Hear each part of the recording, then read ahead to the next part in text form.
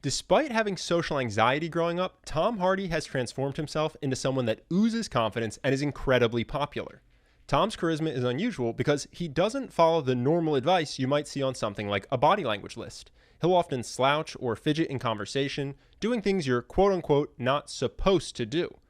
But Tom has a few core mindsets you can steal that will instantly make you more confident in almost any social situation. These mindsets allow him to project a confident, I don't give a fuck attitude that draws people to him. Would you like to say a few words to your public? No. Well, Tom, I hope we can rebuild these bridges. No. No, you that. That's gone.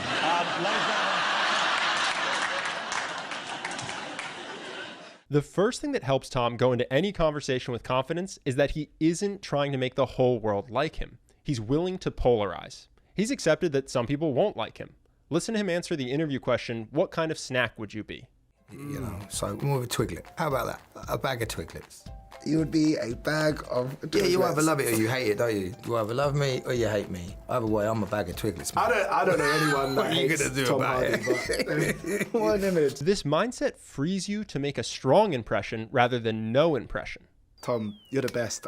It wouldn't work out, but I somehow wish that you were my dad and you could give me this kind of advice straight up. Thank you so much.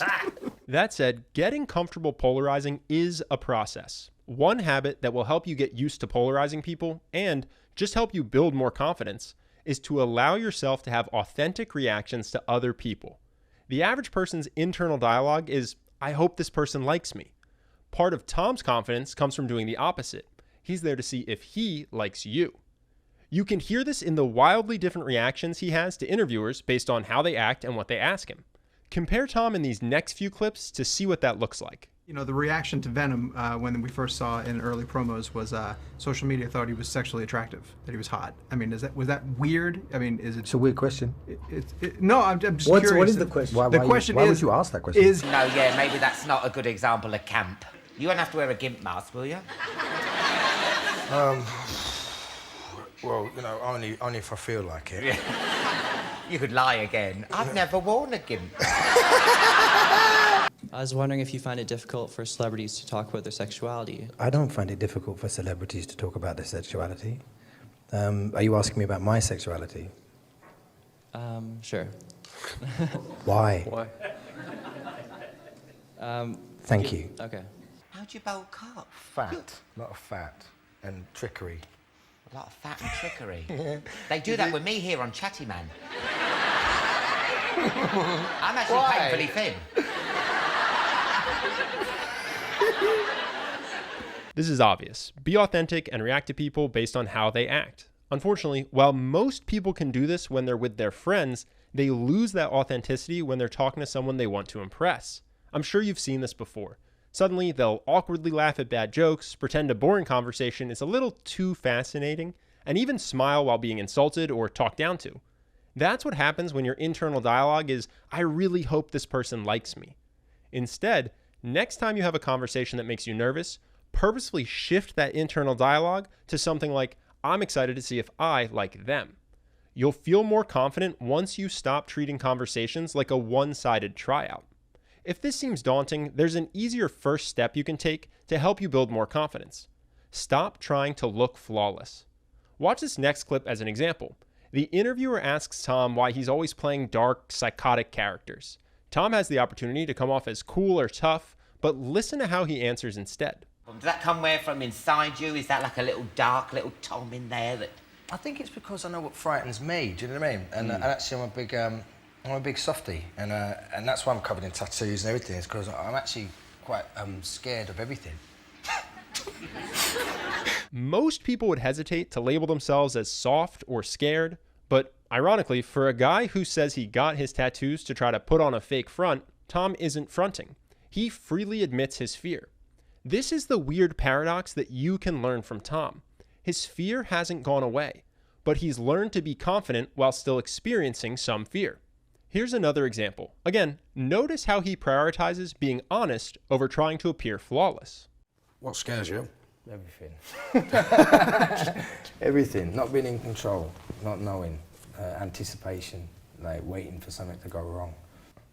I'm an addict and alcoholic, so I have my ups and downs. You know what I mean? And that sort of. Direct candor, admitting things most people would try to hide, has two good outcomes for you. One, people will get the sense that you're not trying to pretend to be something you aren't, and people are drawn to that kind of authenticity. Two, if you make a habit of sharing your imperfections, you will slowly build more and more confidence in yourself, because you're messaging to yourself that you are good as you are. You don't need to hide parts of yourself to be acceptable for other people. Lying about your imperfections may feel easier in the short term, but it will wreck your self-esteem because you're telling yourself that you aren't good enough. One thing to note, this isn't about unloading on people or forcing yourself to bring this stuff up. In each instance, Tom is simply being honest when answering a question that he's been asked.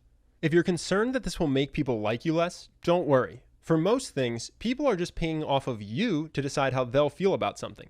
If you seem ashamed, they'll think it's shameful. If it doesn't seem like it's a big deal to you, it will be less of a big deal to them. If you're not quite sure how to do this, a good trick is to use the same tone of voice you'd use to talk about what you had for breakfast. For example, listen to Tom talk about where his addictions come from. And where did you think that came from for you? I don't know. I think my personal issues to do with, alcoholism or anything like that, it's indiscriminate. I don't know if it's nature or nurture or where it came from. It just is, and it's what I have, and I have to deal with it on a daily basis. And do you feel you're winning? Yeah, today's a very, very good day for Tommy Hardy, yeah. If this still seems daunting to you, start small. You don't have to start by talking about your deepest insecurities. Start by sharing small flaws or little funny, embarrassing stories. You can expand what you're comfortable revealing about yourself as your confidence grows. The next thing you want to do to feel more confident is to start prioritizing your own comfort. Here's a quick example where Tom delays the start of an interview so he can get more comfortable. Thank you, bro. He's such a genius, man. He just keeps stripping down. Okay, that's the greatest shirt. You started off with a massive woolly coat. Put that in the swag. Everything I wear, I keep. Most anxious people go into social situations trying not to attract attention. So rather than taking actions to be comfortable or to stand out in a positive way, you'll try to do what you think you're supposed to do. Ironically, this mindset of blending in and doing what everyone else does actually makes you more nervous because you're constantly asking yourself, am I doing this right? For another example, you may remember Tom Hardy had a small viral moment while promoting the movie Revenant. He started eating mid-interview while Leonardo DiCaprio was trying to answer a question. Of course, the weather was always something that was entirely unpredictable. 2015 was the hottest year in recorded history, so we had weather shifts all the time that complicated the entire production. Some people loved this moment for highlighting Tom's I don't give a f*** attitude. He was hungry, so he ate. People are drawn to people who seem confident in who they are.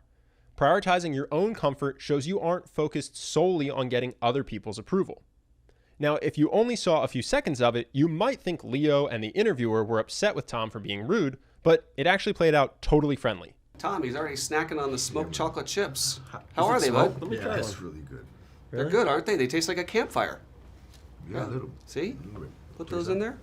Yeah. Yeah, see? Not so bad. They do taste like a campfire. This is often the case when you're nervous in social situations. You have these fears that rarely come true, but they hold you back from enjoying yourself or forming new relationships. Now, whether you want to be confident because you're looking for a new mentor, more friends, or more dates, there's obviously a lot more to that than just what we've covered so far. You have to know how to start a conversation, hook them in the first few minutes so that they want to learn more about you, and then build a real connection so that they want to see you again. If you'd like a step-by-step guide that lays out how to quickly master those skills, you may like our program, Charisma University. It's the fastest way to become confident and charismatic. You can read all the details in the link below, but I figure the strongest way to let you know what it's all about is to let the members speak for themselves. So here are a few things that Charisma University members have written in.